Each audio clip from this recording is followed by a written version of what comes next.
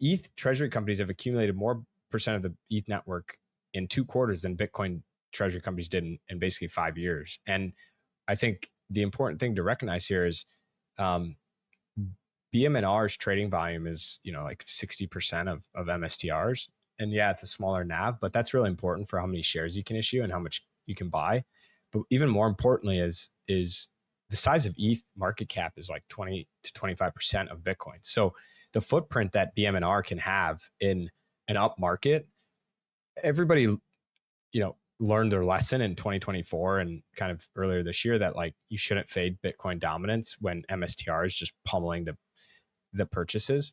And it's kind of the same thing here. Like they're absorbing so much supply, and it's still a pretty strong case. If you go to the next one, is digging into the spent volume and profit by age. And it's basically the biggest profit taking in ETH over the last couple of months, because it's like the first pump in years for the poor asset. So you've had the biggest profit taking since like 2020, 2021 timeframe. And if you go to the next slide, liveliness, basically this is a measure of how active old coins are.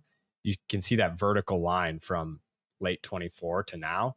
It's the most lively period for coins since early 21, meaning what I just said, the most basically long-term holders taking profits into this pump because it's the first pump they've seen in years after ETH's been hated on.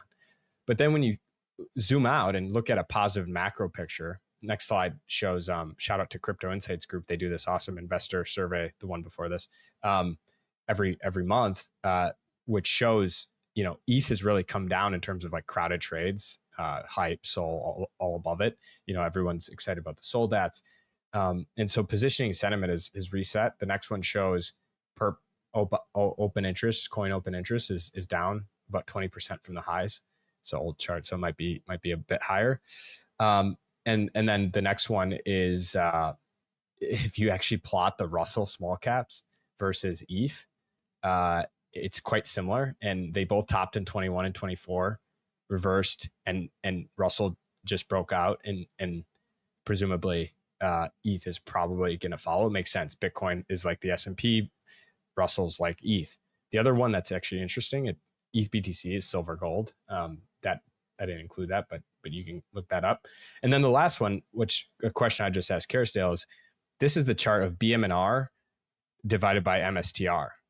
So why short this one? Like this thing hasn't even sniffed like its 50-day moving average. It's just bouncing off the 20.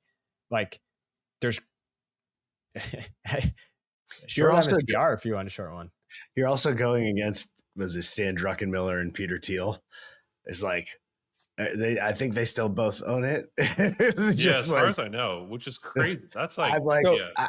I mean, anything Thiel does long term, I'm just like, there's like 10 different layers that you're probably not understanding that he does, where it's like they're going to be using ETH as like a decentralized banking system in 5 years, and like his track record is so disgusting that has ballsy going against that guy, and Druck too, obviously.